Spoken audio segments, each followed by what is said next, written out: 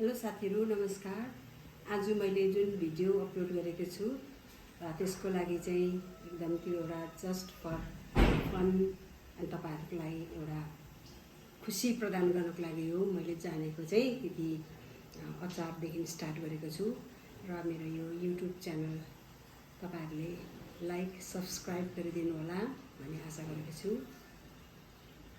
Hello, नमस्कार सबैलाई, सबै साथीहरुलाई नमस्कार। र आज म तपाईहरुको उसमा चाहिँ यो तपाईहरुको समक्ष आज म यहाँ चिकनको अचार बनाउन लागिरहेको छु। र चिकनको अचार बनाउनको लागि इन्ग्रेडियन्ट्सहरु यस्तो प्रकारको छ। यो होममेड चिली डस्ट, यो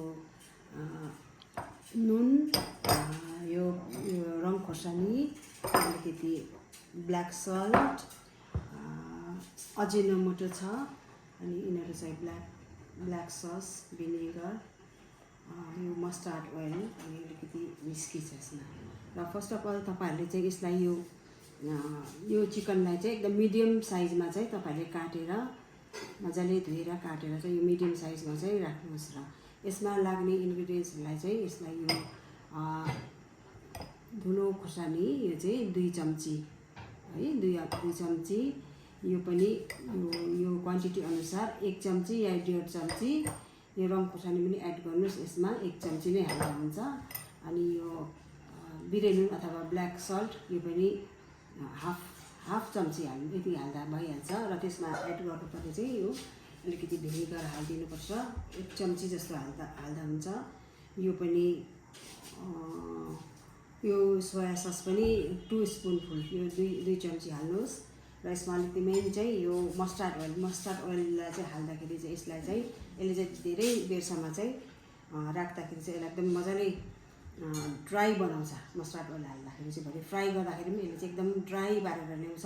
र यसमा अलिकति तपाईले यसमा यो विस्की अर रम अलिकति एक बिर्को हाल्दा हुन्छ। हालेर चाहिँ एकदम यसलाई 10 मिनेट जस्तो राख्नुहोस् मेरिनेट गरेर। र यसमा मैले अघि नै हालिसकेको छु। लु हेर्नुहोस्, यो चाहिँ यो म्यारिनेट सबै सामग्रीहरू हालेर चाहिँ मैले म्यारिनेट गरेको छु। यहाँनिर कराई बसाइसकेको छु र यसमा चाहिँ अब तेल हाल्न गइरहेको छु। यो अब यहाँ हेर्नुहोस्, अब यो तेल अलरेडी हालिसकेको छ। यसमा मैले अब यो चिकन अघि म्यारिनेट गरेको चिकनहरू चाहिँ यसलाई फ्राई गर्नु लागि फ्राई हुँदैछ।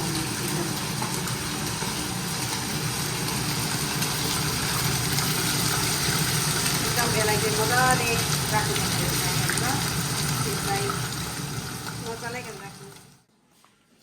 अघिको यो फ्राई गरेको मिटमा चाहिँ मैले यसमा अब यो तिल पिसेर हालेको छु। अनि यो अदुवा लसुन अनि यो सबै एड गरेको छु। अब यसलाई चाहिँ मजाले यसरी चलाएर चाहिँ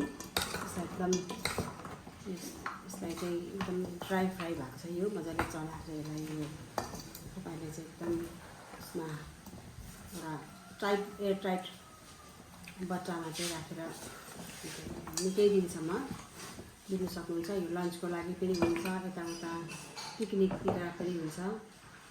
र आजको लागि यो तपाईहरुको लागि मैले सेयर गरेँ।